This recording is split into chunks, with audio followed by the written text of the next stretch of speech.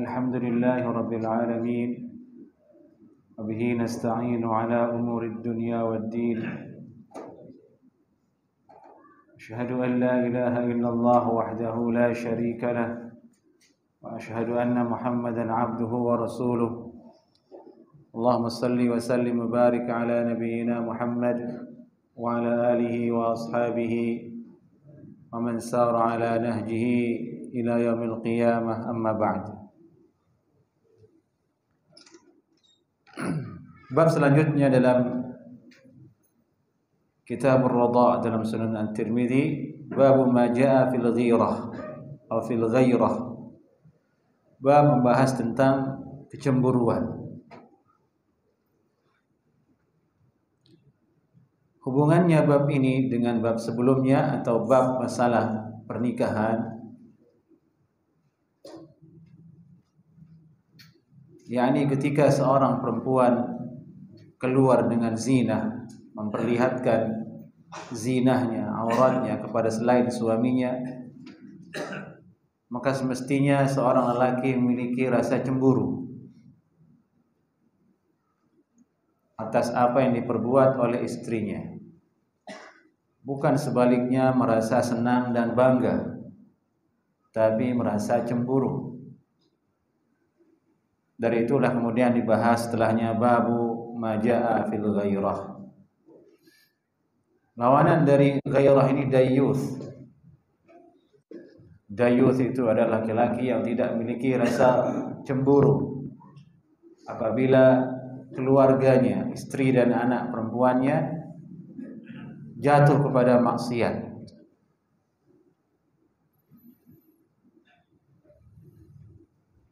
Hadis yang disebutkan di sini pada nomor 1168, qala haddatsana Humaid ibn Mas'adah qala haddatsana Sufyan ibn Habib 'an al-Hajjaj as-Sawwaf 'an Yahya ibn Abi Katsir 'an Abi Salamah 'an Abi Hurairah qala qala Rasulullah sallallahu alaihi wasallam inna Allah yaghar wal mu'min yaghar wa ghairatullah an ya'tiyal mu'min ma harrama alaihi. Nabi kita sallallahu alaihi wasallam bersabda, innallaha yaghar, sungguhnya Allah cemburu. Ini yang dibahas lebih dahulu terkait dengan sifat Allah Subhanahu wa taala. Sungguhnya Allah cemburu. Wal mu'minu yaghar, orang beriman cemburu. Satu sifat yang sama. Allah memiliki kecemburuan, manusia punya kecemburuan. Tapi makna cemburunya Allah Subhanahu wa taala sudah dijelaskan oleh hadis ini sendiri di akhir hadis nanti. Dari itu tidak boleh kita samakan maknanya dengan cemburu yang ada pada orang beriman. Ini kaidah dalam memahami nama dan sifat Allah. Namanya sama, sifat tersebut pada diri Allah dan diri manusia, namun hakikatnya berbeda. Allah Maha Hidup. Allahu la ilaha illa huwal hayyul qayyum. Dialah Allah, tidak ada yang berhak diibadati selain Dia. Dialah yang hidup, Maha Hidup. Maha Hidup sifat atau tidak? Sifat. Allah Maha Hidup. Maha sempurna hidupnya Allah Subhanahu wa taala. Hayyun, hidup. Manusia hidup atau tidak? Hidup atau tidak? Hidup. Apakah sama hidupnya manusia dengan Allah? Beda. Manusia hidup sesuai dengan yang Allah berikan. Hidupnya penuh dengan kesusahan, dihinggapi oleh ngantuk, oleh lelah, oleh tidur. Dari itu Allah sebutkan dalam ayat tersebut, la ta'khudhuhu sinatun wala naum. Allah tidak ngantuk, tidak tidur, menunjukkan itulah sempurna hidupnya Allah Subhanahu wa taala. Kalau manusia tidak sempurna hidupnya, mati, ngantuk, tidur. Kalau antum hitung usia antum dengan jumlah jam tidur antum, kemungkinan 40% itu isinya tidur. Dari bayi belum lahir itu tidur, kan kerjaannya bayi itu. Sampai umur setahun, 2 tahun tidur. Nanti udah mau usia 35 ke atas itu wajib tidur siang itu. Kalau enggak loyo. Itu tanda manusia itu lemah. Allah Maha sama dengan ini. Allah ghirah. Manusia juga ghirah. Mukmin juga punya ghirah, tapi beda. Ghirah yang ada pada Allah Ta'ala disebutkan di hadis itu. Ayyatiyal mu'minu ma harramallahu alaihi. Seorang mukmin melakukan apa yang Allah haramkan. Itulah ghirahnya Allah Subhanahu wa Ta'ala. Itu makna ghirahnya Allah Subhanahu wa Ta'ala. Allah cemburu. Makna cemburu Allah itu apa? Makhluk maksiat kepadanya. Itulah cemburu Allah Subhanahu wa Ta'ala. Adapun makhluk ghirah itu apa? Kata ulama, yakni taghayyurul qalbi wa hijanul ghadab, berubahnya hati dan munculnya amarah bisababil musyarakati fima bihil ikhtisas, karena disebabkan adanya syarikat baru pada urusan yang mestinya hanya untuk dirinya.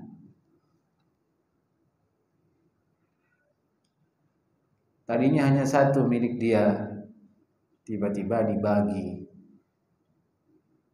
Bagaimana rasanya? Ada berubah dari hati? Ada berubah. Nah, perubahan itu namanya cemburu.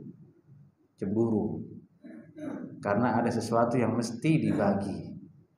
Yang mestinya itu khusus untuk dirinya, kemudian tiba-tiba ada yang lain untuk ikut campur di situ dan berhak mendapatkannya. Wa ashaddu ma yakunu dzalika baina zawjain, dan itu sangat parah terjadi hal ini di antara suami dan istri. Contohnya tadi itu suaminya hanya satu saja, hanya untuk dirinya, dia kan istri, punya satu suami, hanya satu suaminya nikah lagi, bagi dua dong. Bagaimana rasanya itu? Cemburu. Itu namanya cemburu. Yang tadinya hanya sendiri dibagi dua. Laki-laki juga bisa begitu, tapi bukan dalam hal urusan pernikahan. Dia bersaudara, yang dikasih sama bapaknya hanya dia. Tiba-tiba lahir adiknya. Waduh, musibah, ini ada adik ini lahir. Bikin kurang warisan saja. Bisa datang pikiran syaitan seperti itu, iya kan? Kan banyak kasus tuh, adiknya dibunuh dan sebagainya. Cemburu, ghairah. Sudah dikisahkan dalam cerita Nabi Yusuf alaihissalam. Yang paling disayang itu Nabi Yusuf alaihissalam. Sudah diberikan isyarat lewat mimpi bahwa Nabi Yusuf ini akan menjadi orang besar. Muncul kecemburuan. Nah, maksudnya hadis ini sekarang adalah seorang mukmin itu harus memiliki rasa ghairah pada keluarganya, pada istrinya. Jika istrinya jatuh ke maksiat, ya dia mesti ada rasa cemburu di dalamnya. Tidak mau dia jatuh kepada maksiat. Tidak rela istrinya dilihat oleh orang lain. Tidak rela istrinya ditatap oleh orang lain. Tidak rela istrinya dilawan bercanda, berguyon sama orang lain. Istri kita itu khusus untuk diri kita, bukan untuk dipajang, bukan untuk orang lain. Laki-laki semakin bagus akhlaknya, semakin tinggi gairahnya. Gairah itulah yang akan menjaga kemudian istri, kehormatannya, harga dirinya, martabatnya, dan itu lebih berharga daripada harta. Sayangnya banyak laki-laki yang kehilangan gairahnya. Dia tidak peduli itu. Istrinya tidak berjilbab, ya dibiarkan. Istrinya sama orang lain, ya dibiarkan. Hilang gairahnya. Mestinya orang beriman itu yaghar, memiliki cemburu. Al-mu'min yaghar, itulah sifat orang beriman. Lalu bagaimana kalau laki-laki sudah gairah tapi istrinya tidak taat? Apakah ditanggung jawab oleh suami dosa-dosanya? Tidak. Ini perlu diluruskan karena sudah terjadi di masyarakat mengira bahwasanya kalau istri itu berbuat dosa ditanggung oleh suami. Dia bilang, kalau kamu berdosa bukan kamu yang berdosa tapi saya. Itu salah. Wala taziru waziratun wizra ukhra, firman Allah. Pendosa itu tidak akan menanggung dosa orang lain, itu kaidah. Yang berdosa dia akan menanggung dosanya sendiri, bukan orang lain. Si anak yang berdosa, ya dia yang berdosa, tidak ditanggung oleh bapaknya. Si istri berdosa, ya dia yang berdosa, tidak ditanggung oleh suaminya. Itu istrinya Nabi Lut alaihissalam dibinasakan oleh Allah Subhanahu wa taala, tidak bisa dijamin oleh suaminya yang adalah seorang nabi Lut alaihissalam. Maka dari itu kita pupuk rasa gairah ini dengan melihat kembali perintah Allah Subhanahu wa taala agar kita menasihati istri kita dan anak-anak kita. Dan itulah ciri orang yang beriman, al-mu'min yaghar, orang beriman itu memiliki kecemburuan. Kita lanjut ke hadis berikutnya. Babu ma jaa fi karahiyati an yusafira al-mar'ah wahdaha. Bab membahas tentang makruhnya seorang perempuan musafir seorang diri.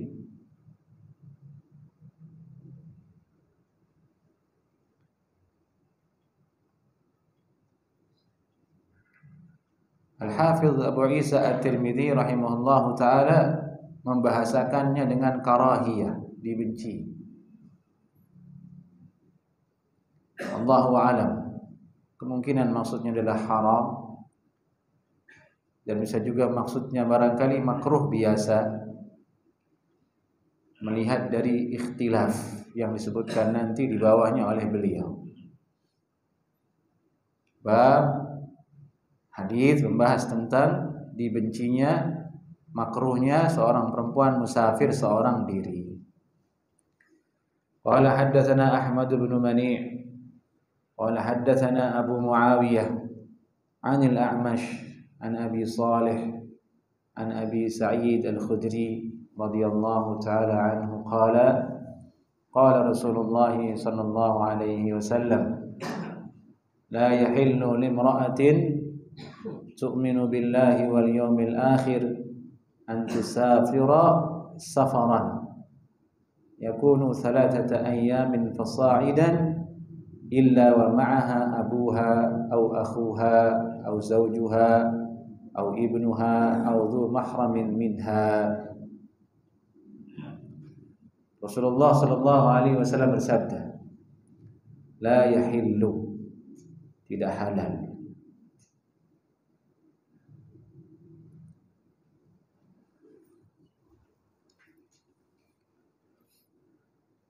Berarti tidak halal maksudnya haram.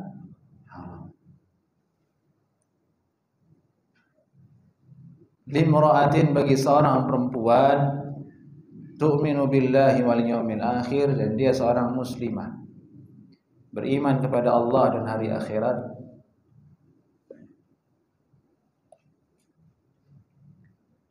An tusafira safaran, pergi musafir, pergi safari, perjalanan jauh. Yakunu thalathata ayyamin fasa'idan, di mana safarnya itu panjang, rentang jarak yang dia tempuh itu 3 hari atau lebih. Illa wa ma'aha abuha, kecuali ada bapaknya yang membersamainya, au akhuha atau saudaranya, au zaujuha atau suaminya, au ibnuha atau anaknya, au dzu mahramin minha atau mahram yang lainnya.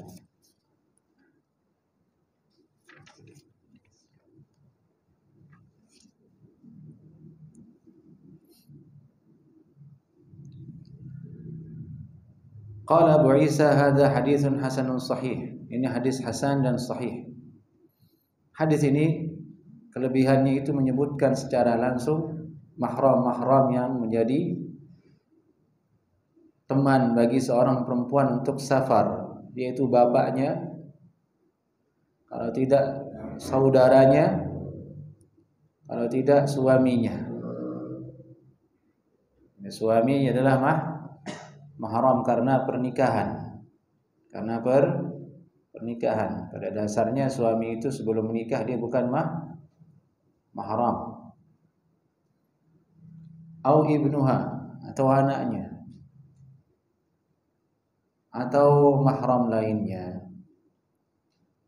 Ini dia orang-orang yang mesti menemani seorang perempuan jika pergi safar dalam perjalanan lebih dari 3 hari. Disebutkan dalam riwayat yang lain, la tusafirul mar'atu masirata yaumin wa lailatin illa ma'adhi mahramin. Janganlah seorang perempuan pergi musafir masirata yaumin, dalam jarak perjalanan 1 hari, wa lailatin, 1 malam, kecuali ada mahram bersamainya. Ini riwayat yang lain menunjukkan 1 hari 1 malam. Kalau yang tadi itu 3 hari. Ini faedahnya Imam Tirmidzi menyebutkan riwayat ini untuk menunjukkan bahwasanya di situ ada safar tawil dan safar qasir. Dan ini ada dalam kitab fikih. Safar itu ada 2, safarun tawil, safarun qasir. Safari yang panjang, jauh sekali, ada safari yang pendek. Yang jauh misalnya pergi ke Surabaya, jauh pergi ke Aceh, ke Singapura, Saudi Arabia. Ada yang pendek, Bandung, pendek. Atau pergi ke Tangerang, safar pendek. Dan dua-duanya disebutkan di hadis ini, baik safar panjang maupun safar pendek, larangan dari Nabi sallallahu alaihi wasallam.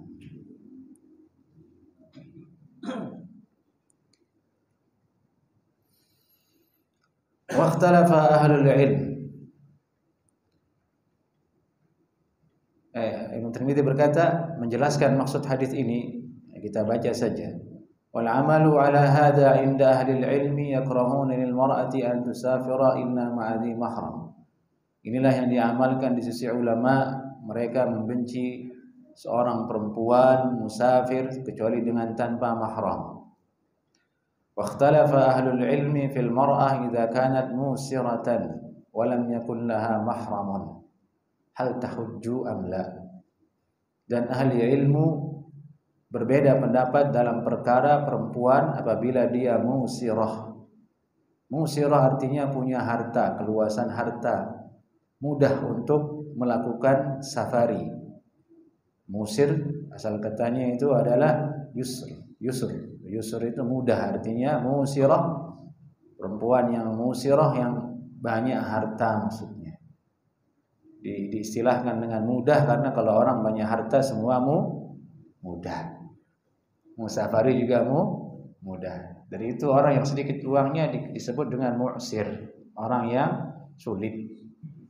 Dari bahasa Indonesia jadi susah, karena kalau kemana-mana susah. Disebutkan di Al-Quran, wa in kana dzu usratin, apabila orang yang berhutang itu dzu usrah, orang yang ditimpa kesusahan, fa nadhiratun ila maisarah, tunggu sampai dia mudah. Kasusnya sekarang, apabila perempuan itu musirah, mudah, ada hartanya, walam yakun laha mahram, tapi tidak punya mahram untuk pergi berhaji. Ini konteksnya berhaji. Karena perempuan di zaman itu bahasan pergi safarnya itu dalam rangka untuk ibadah, untuk berhaji. Tidak ada dalam kitab-kitab klasik itu disebutkan perempuan musafir dalam rangka selain berhaji. Kalau tidak berhaji ya hijrah, safar untuk taat, bukan untuk maksiat seperti yang di hari ini kan. Yang tidak jelas safarnya untuk apa. Ya, meskipun dibagi oleh ulama, safar itu ada safarut ta'ah, musafir, safari yang dalam rangka ketaatan, safari yang dalam rangka mubah, ketaatan pergi haji, pergi umrah, yang mubah seperti tanazzuh, pergi jalan-jalan untuk merubah cuaca dan suasana. Ada safari maksiat, seperti ingin pergi ke suatu tempat tapi untuk berzina di sana misalnya, untuk berjudi, atau untuk bisa melepas hijabnya, wal'iyadzubillah min dzalik. Jadi itu bentuk-bentuk safari. Tapi kalau itu bahasa sudah lain. Yang maksiat dari awal memang sudah tidak boleh. Yang dibahas itu oleh ulama dari dulu, bagaimana kalau dia mudah, dia punya harta, apakah dia tetap berhaji dalam keadaan tanpa mahram? Nah, ini dia yang terjadi di Indonesia kan. Bagaimana hukumnya? Ini tanda tanya untuk Imam At-Tirmidzi. Hal tahuj, apakah dia boleh pergi berhaji? Beliau menjawab apa? Faqala ba'du ahli ilmi la yajibu 'alaiha al-hajj. Berkata sebagian ulama tidak wajib atasnya berhaji. Li'anna al-mahrama minas sabil. Karena adanya mahram yang menemani dia masuk ke dalam kategori firman Allah Subhanahu wa taala, man istata'a ilaihi sabila. Jadi di Al-Qur'an disebutkan berhaji itu wajib untuk siapa? Orang yang mampu untuk pergi. Walillahi 'alan nasi hajjul baiti man istata'a ilaihi sabila. Dan kewajiban manusia yang wajib ditunaikan kepada Allah Subhanahu wa taala berhaji. Berhaji. Hajjul bait, pergi berhaji. Atas siapa kewajiban itu? Man istata'a ilaihi sabila. Bagi orang yang mampu untuk pergi ke sana, jalannya ada. Kalau di hari ini ya uangnya ada. Karena sekarang urusan haji terkait dengan banyak urusan, bukan hanya sekedar ada uang kan. Uangnya ada tapi juga pemerintah kan. Ada kuota dari pemerintah, ada visa dari Saudi Arabia. Masuk ke dalam kategori man istata'a ilaihi sabila ulama di hari ini. Jadi berbeda haji zaman dulu dengan haji sekarang. Zaman dulu itu negara Islam belum bentuknya republik, belum negara-negara berbendera seperti hari ini. Semua daratan kaum muslimin adalah satu daratan. Orang Indonesia mau ke Saudi dulu sebelum ada Republik Indonesia dan Saudi, ya sudah pergi aja. Tidak ada visa, tidak ada kuota. Sekarang berubah. Indonesia benderanya ini, Saudi benderanya ini, Palestina benderanya ini, Bahrain benderanya ini, Malaysia benderanya ini. Masing-masing punya paspor, masing-masing punya aturan ditentukan oleh negara Saudi Arabia. Indonesia kuotanya sekian ribu, Malaysia sekian ribu, ini sekian ribu. Sepakati sama negara, ini biayanya sekian, ini visanya. Itu juga termasuk sabila, tidak boleh dilanggar kata ulama. Dari itu orang yang melakukan haji koboi istilahnya kita istilahkan dulu, haji dengan cara melanggar aturan pemerintah setempat, diperdebatkan apakah haji mabrur atau tidak. Ada yang bilang hajinya tidak mabrur karena tipu-tipu. Ada yang bilang hajinya mabrur karena itu tidak pernah ada di zaman Nabi. Tapi wallahu alam, untuk kenyamanan ikuti prosedur yang ada. Jangan Anda beli visa yang bukan haji. Jangan beli visa turis, visa melancong. Nanti Anda sama travel ditaruh di Mekah. Tahu-tahunya tidak punya tasrih untuk berhaji. Punya robot saja, yang penting sudah ada di Makkah Al-Mukarramah. Itu yang terjadi. Cari yang mabrur. Kalau belum ada kuota dan kesempatan, ya berarti tidak wajib atas kita. Allah Ta'ala berfirman, man istata'a ilaihi sabila, bagi orang yang mampu. Dan ringannya ibadah haji ini tidak wajib kata ulama mengumpulkan uang agar bisa berhaji. Tidak wajib. Yang wajib itu kapan uangmu ada baru wajib. Kalau tidak ada, tidak disuruh nabung. Tapi datanglah orang-orang yang otaknya bisnis, disuruh nabung. Akhirnya urutan berhaji jadi membengkak. Semua orang bisa. DP-nya 10 juta, mirip kayak DP mobil. Nabung semua. Ditanya antum urutannya kapan? Tahun 2000 berapa aja? Tahun 2050. La haula wala quwwata illa billah. Allahu a'lam. Man istata'a ilaihi sabila. Nah, kalimat man istata'a ilaihi sabila ini masuk ke dalamnya adalah adanya mahram bagi perempuan. Artinya perempuan yang ada uangnya tadi cukup semuanya, visanya ada, ininya ada, semuanya ada. Satu yang kurang, tidak ada mahram, masuk di kategori belum istita'ah. Belum mampu untuk berjalan ke sana karena dia adalah syarat untuk pergi safar berhaji. Ini menurut sebagian pendapat ulama. Masuk ke dalamnya umrah. Perempuan kaya, umrah kan murah kalau orang kaya. 30 juta, 40 juta itu hanya untuk beli bensin kalau orang kaya. Yang saya tahu ya, orang-orang kaya yang saya pernah kenal, 40 juta, 30 juta untuk beli bensin. Kalau untuk orang miskin itu rezeki nomplok. Jadi bahagianya sudah beda, Allah bagi-bagi. 30 juta untuk orang kaya itu dia nggak bahagia, biasa saja, dia dicabut bahagianya sama Allah. Orang miskin dapat 10 juta, wah masya Allah,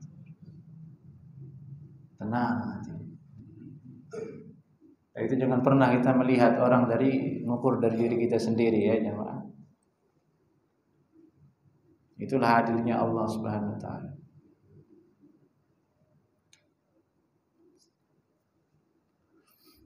Baik. Murah itu umrah. Semua orang mau umrah perempuan, tapi ada mahramnya. Bagaimana? Belum mampu ya sabar. Kalau pun ingin punya mahram ya segera menikah.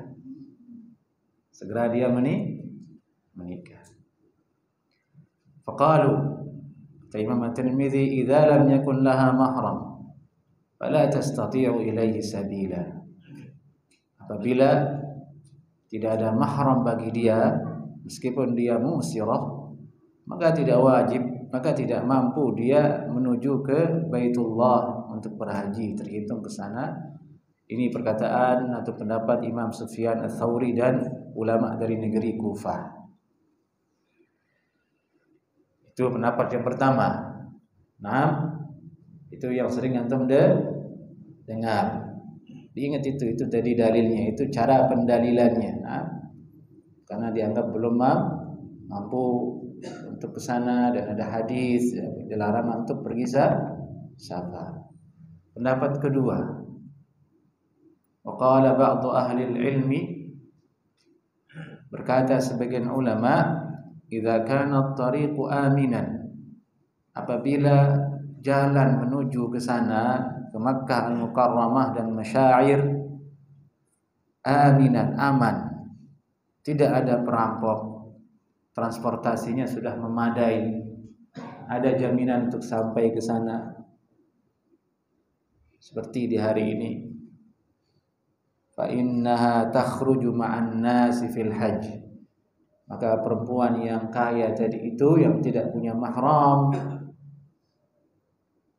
boleh dia pergi berhaji bersama rombongan yang ada. Ini bukan perkataan saya ya jemaah, perkataan ulama. Saya ulangi lagi, idza kana at-tariqu aminan, apabila jalan untuk sampai ke Mekah itu aman, terjamin, fa innaha takhruj ma'an nasi fil hajj, maka boleh dia, perempuan yang tidak punya mahram tadi itu, yang sudah cukup uangnya tadi itu, keluar pergi berhaji bersama orang-orang yang ada. Orang-orang itulah yang menjadi penjaga dia ketika dalam musafir. Ini perkataan Imam Malik dan Imam Syafi'i.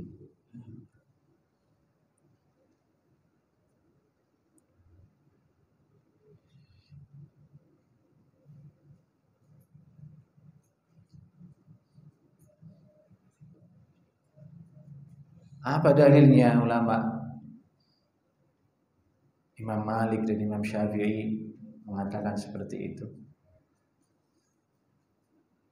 Sekali lagi, kita tidak boleh cepat-cepat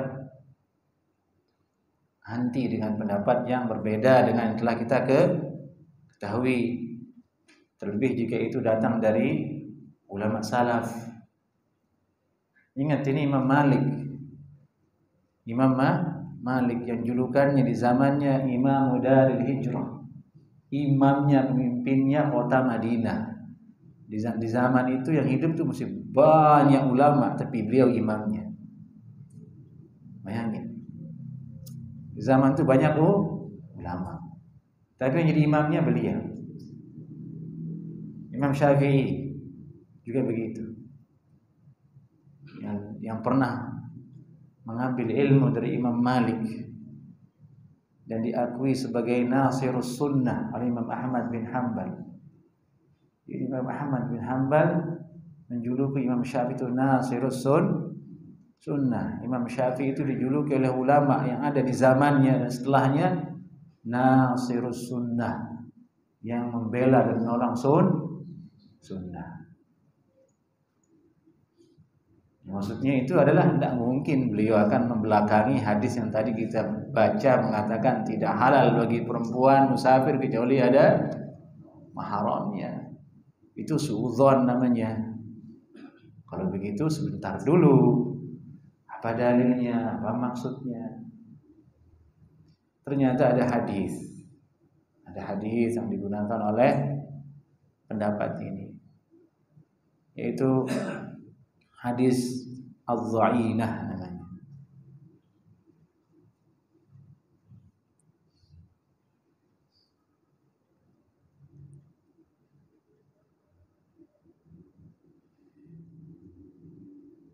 Hadis Az-Zainah itu redaksinya begini: wa la tatufanna bil baiti la takhsha illa Allah wadh-dhi'b 'ala al-ghanam.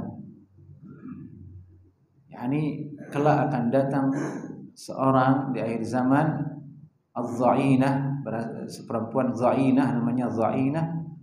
Dia pergi datang berhaji, tawaf ke Ka'bah, musafir dari negerinya, tidak takut dengan binatang buas dan anjing dan yang lainnya. Ini konteksnya Nabi menyanjung perempuan itu, di mana dia sangat tawakal kepada Allah Subhanahu wa taala, pergi dari negerinya safari menuju Makkah Al-Mukarramah untuk tawaf di sana. Ini isyarat bahwasanya hadis yang tadi kita baca, larangan musafir, safarinya perempuan tanpa mahram itu ada sebabnya. Yang dimana kalau hilang sebabnya pada larangan itu, kembali hukumnya menjadi boleh, sebagaimana Nabi SAW menyanjung az-za'inah tadi, pergi safari tanpa mahram. Apa ilahnya? Kata mereka, ilahnya adalah aman, tidak ada yang mengganggu dia di dalam perjalanan. Ada jaminan dia selamat, tidak akan dilecehkan, tidak akan terbunuh di jalan, aman layaknya dia ada di kotanya, di desanya. Dari itulah tadi dikaitkan dalam fatwa itu, idza kana at-tariqu aminan, kalau jalannya itu aman, tidak ada yang menghalangi dia, tidak ada yang akan mencederai dia, tidak akan yang menganiaya dia, boleh dia pergi bersama jamaah rombongan yang ada. Dari itulah kemudian dipakai di Indonesia pendapat ini oleh sebagian travel dan oleh MUI. Kalau perempuan tidak punya mahram, diloloskan. Dulu pemerintah Saudi Arabia ketat dalam masalah ini, tidak mengizinkan, mensyaratkan ke semua negara harus ada mahram. Sekarang berubah, boleh. Itu termasuk pendapat yang mu'tabar, bukan pendapat yang nyeleneh, pendapat yang mu'tabar. Baik. Jelas jemaah penjelasan ini? Insyaallah ya. Itu dia yang saya bacakan murni tadi, itu perkataan Imam Abu Isa At-Tirmidzi menceritakan pendapat para ulama. Ada dua pendapatnya tadi. Antum mau ikuti yang mana? Monggo. Masing-masing ada imannya. Nah, kalau antum mengikuti yang pertama, ya tafadhal. Kalau ada saudara antum, saya dengar kata Imam Syafi'i ada pendapatnya begini, saya lebih tenang ikuti pendapat itu.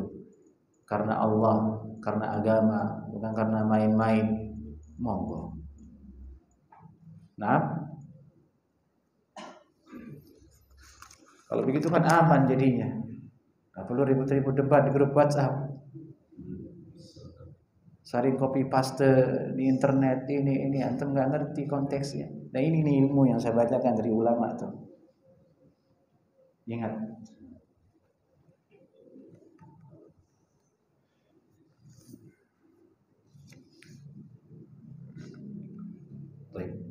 Qala haddatsana, hadis berikutnya hadis yang sama. Qala haddatsana Al-Hasan ibnu Ali Al-Khallal qala haddatsana Bishr ibnu Umar qala haddatsana Malik bin Anas an Sa'id bin Sa'id an Sa'id bin Abi Sa'id an abihi Nabi Hurairah qala Rasulullah sallallahu alaihi wasallam la tusafiru imra'atun masirata yawmin wa lailah illa ma'adhu mahramin. Janganlah seorang perempuan musafir, safari dalam jarak tempuh sehari dan semalam kecuali dia bersama mahram. Qala Abu Isa hadza haditsun hasanun sahih. Adalah hadis yang hasan lagi sahih.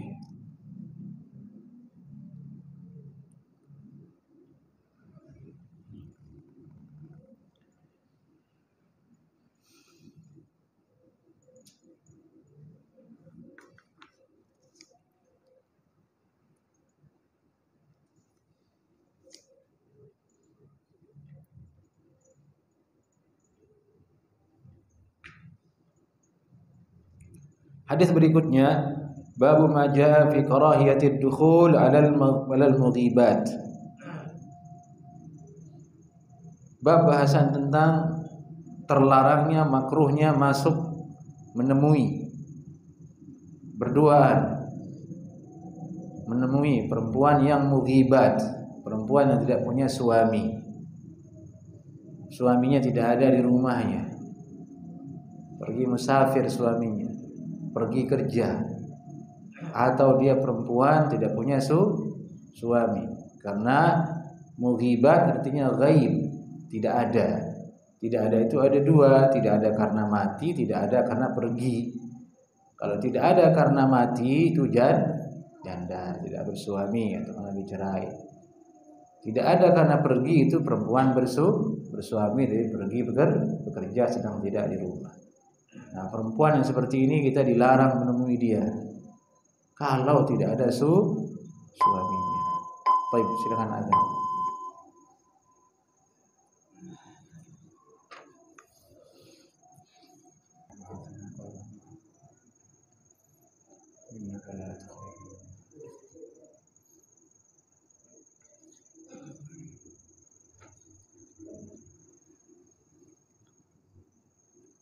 Bismillahirrahmanirrahim.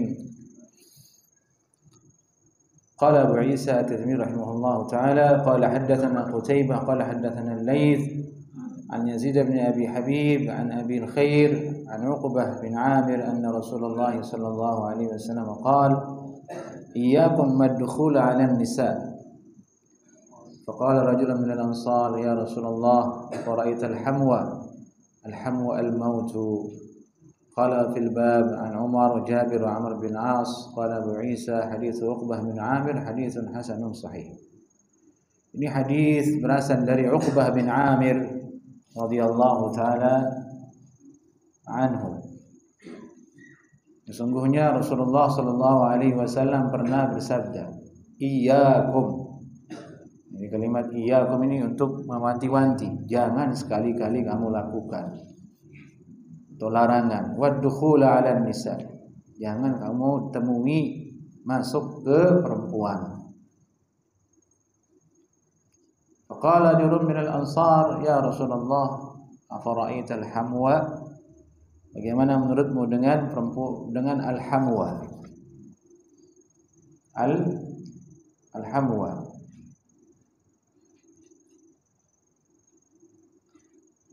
Nabi sallallahu alaihi wasallam menjawab al-hamu al-maut.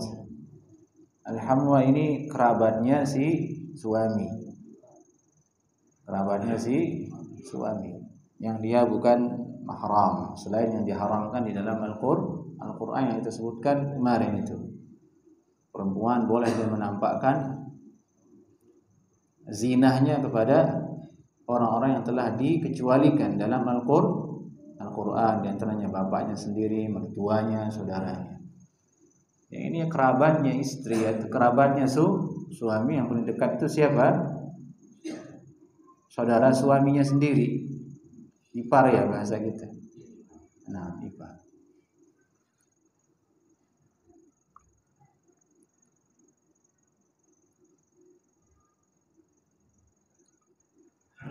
Imam Al-Qurtubi berkata, anna dukhul qarib az-zawj ala imra'ati az-zawj yushbihu al-maut fil istiqbah wal mafsadah.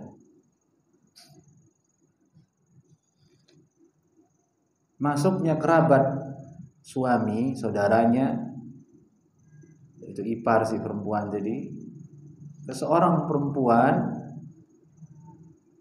istri seorang, diserupakan dengan kematian oleh Nabi sallallahu alaihi wasallam. Dilihat dari istiqbah wal mafsadah, keburukan dan kerusakan yang dihasilkannya.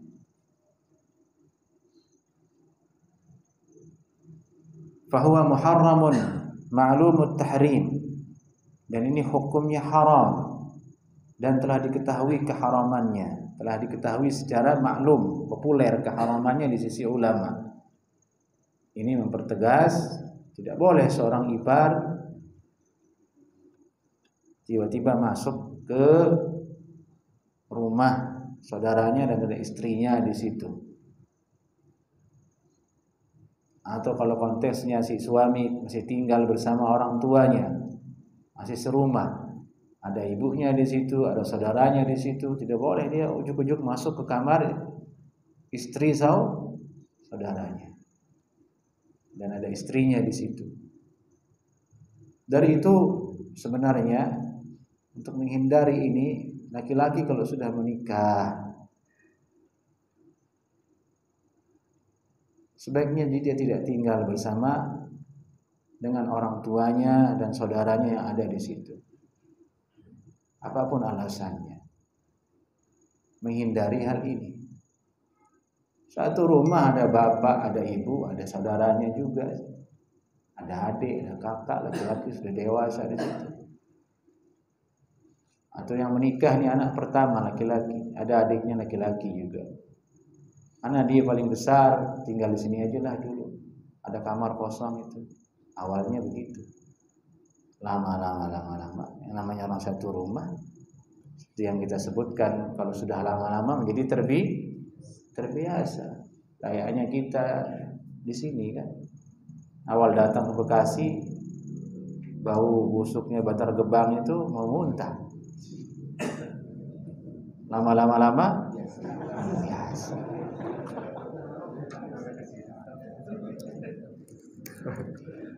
Ibaratnya seperti itu. Awal-awal canggung tuh sama istrinya saudara. Awal-awal bercanda di situ di rumah, pakai jilbab dan sebagainya.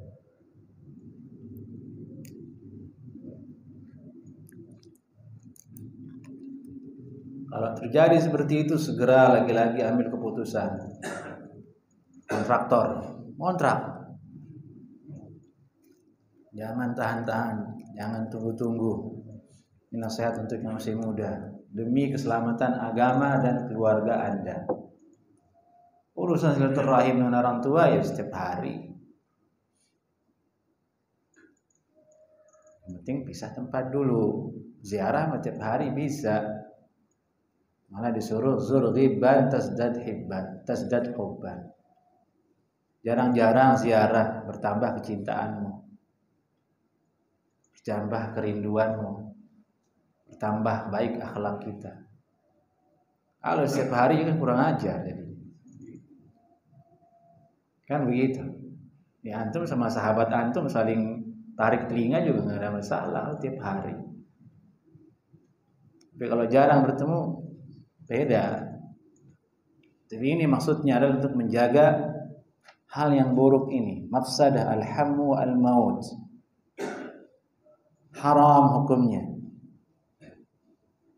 Wa innama balagha fi az-zajr anhu wa shibhihi bil maut litasamuhin nasi bih min jihati az-zawj wa az-zawjah. Nabi sallallahu alaihi wasallam maksimal sekali menasihati umatnya, memberikan peringatan, ancaman akan hal ini dan menyerupakannya dengan kematian karena banyak orang-orang yang menggampangkannya. Tidak peduli dengannya. Ka'annahu laysa biajnabiyyin minal mar'ah, seolah-olah saudaranya itu bukanlah orang ajnabi untuk istrinya, padahal bukan mahram, orang lain itu. Dan yang dikhawatirkan dari hal ini apa? Terjadi zina.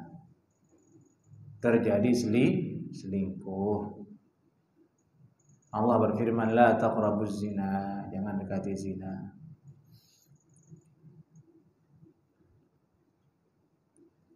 Dari itu Imam At-Tirmidzi melanjutkan di situ, wa innama ma'na karahatid dukhul 'ala nisa, sungguhnya makna dibencinya masuk menemui seorang perempuan yang tidak memiliki suami di situ, di ruangan itu, di kamar itu, di rumah itu, ala nahwi ma ruwiya 'anil nabi sallallahu alaihi wasallam. Maknanya adalah seperti yang ada dalam riwayat dari Nabi sallallahu alaihi wasallam, beliau bersabda, la yakhluwanna rajulun bimra'atin, jangan sekali-kali laki-laki khulwah. Khulwah itu menyepi di tempat sepi berduaan. khalwah. Illa kana thalithuhum syaitan, kecuali yang ketiga itu ada syaitan.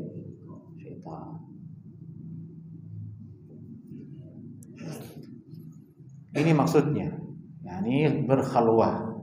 Alhamu itu saudara dari si suami berkhalwat dengan istri dianggap biasa, padahal itu sangat berbahaya.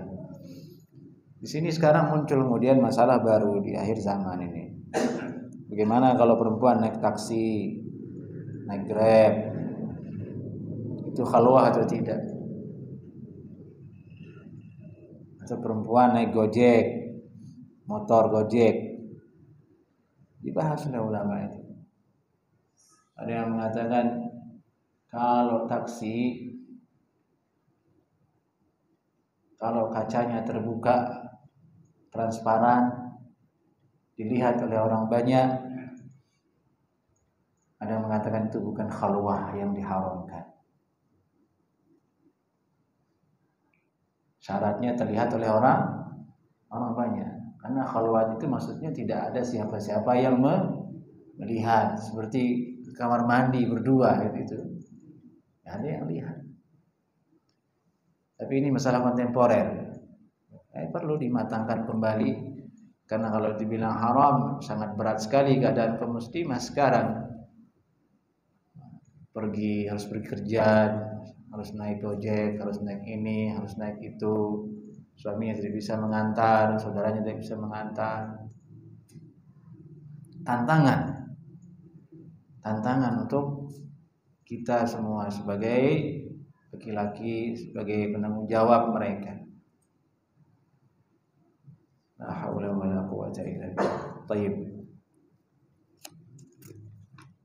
Hadis berikutnya di sini, qala hadatsana Nasr bin Ali qala hadatsana Isa bin Yunus an Mujalid an Sya'bi an Jabir an Nabi sallallahu alaihi wasallam qala,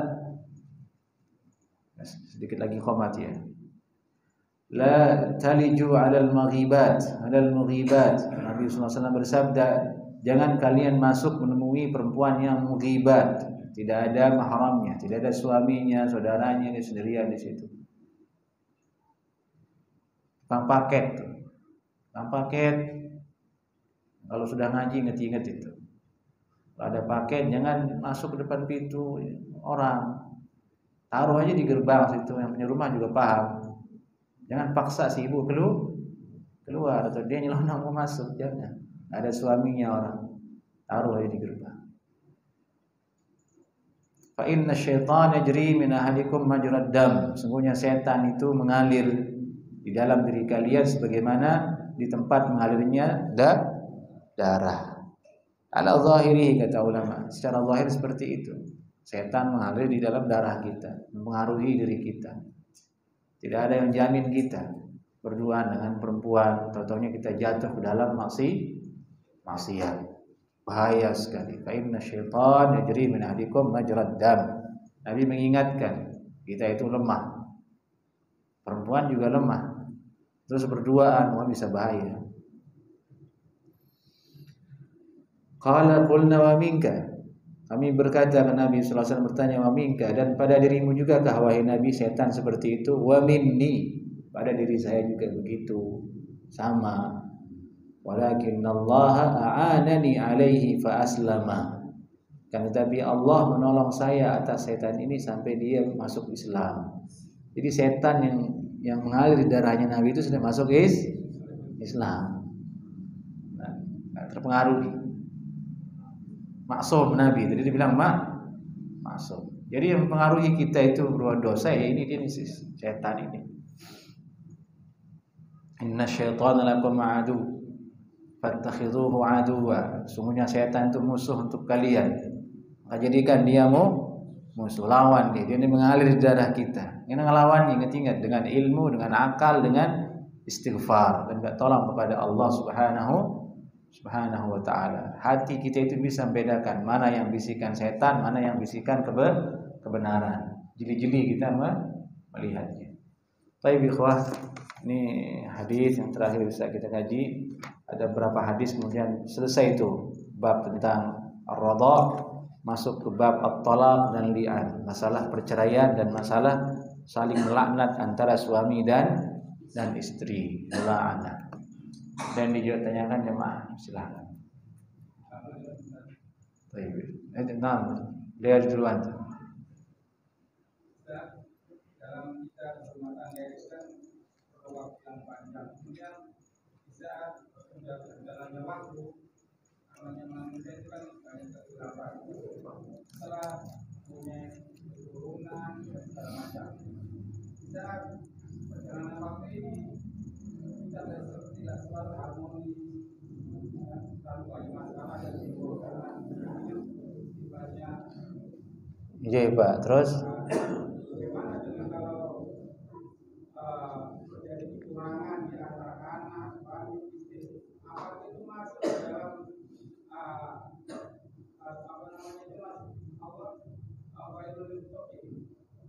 terjadi kecurangan? Seperti apa kecurangannya suami istri?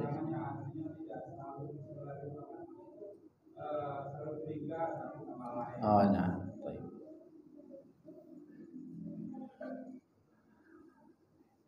Iya, makna wailul lil mutaffifin itu maksudnya ayat itu adalah keadaan seseorang yang tidak memberikan hak semestinya kepada orang lain. Dia hanya mau dirinya saja yang diberikan haknya, kemudian giliran dia harus memberikan hak orang lain dia tidak mau. Itu tercela. Seperti suami, dia maunya haknya saja yang harus dipenuhi.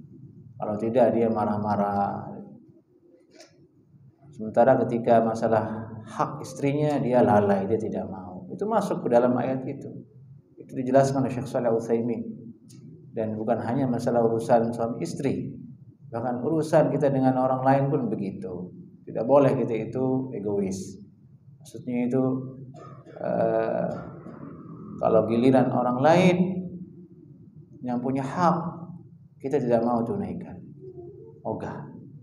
Tapi kalau itu hak kita, kita menuntut sangat ketat. Tidak boleh kurang. 1% rupiah pun tidak boleh kurang. Pokoknya harus. Dia bilang ini hak saya harus. Orang lain dia cuek. Dia apa? Contoh misalnya kontrakan. Rumah kontrakan itu kewajiban siapa yang memperbaikinya kalau bocor? Yang punya kontrakan apa yang kontrak? Ini banyak kontraktor di sini ya ini. Itu kan hak orang yang kontrak. Pak, perbaiki dong, bocor, masih hujan nih, kasur saya habis Pak. Allah gampang itu. Apa mau diperbaiki? Giliran pembayaran kurang Pak, ini 5.000 kurang dia tagih. Bocor kontrakannya bocor. Ini namanya orang culas, tidak adil. Itu masuk ke dalam ayat itu. Wailul lil mutaffifin itu. Luas sekali bahasan itu. Ini hendaklah kita memberikan sesuai, bermuamalah dengan sesuai dengan orang lain. Kalau kita punya kontrakan bocor, nanti pas bayar, mohon maaf kemarin saya tidak sempat Pak, kurangi deh, ini 200.000 buat perbaiki yang kemarin. Kan didoakan kita sama dia, Masya Allah baik ya Bapak itu, semoga Allah panjangkan usianya, berikan dia kesehatan. Senang dah itu kita? Senang. Tapi kalau antum 500 rupiahnya, nggak boleh kurang Pak. Itu apa kata dia? Pelik banget, nyara mudahan, kayak gitu kan? Naudzubillah nih. Dalam semua hal begitu harus sesuai kita berikan. Apalagi dengan istri kita, terutama perempuan, karena dia suka lupa hak suaminya. Yang diingat hak dirinya saja, hak suaminya dia lupa itu. Dia lupa. Masuk ke wailul lil mutaffifin. Tayyib, jamaah. Naktafi bihada, cukup sampai sini. Assalamualaikum warahmatullahi wabarakatuh.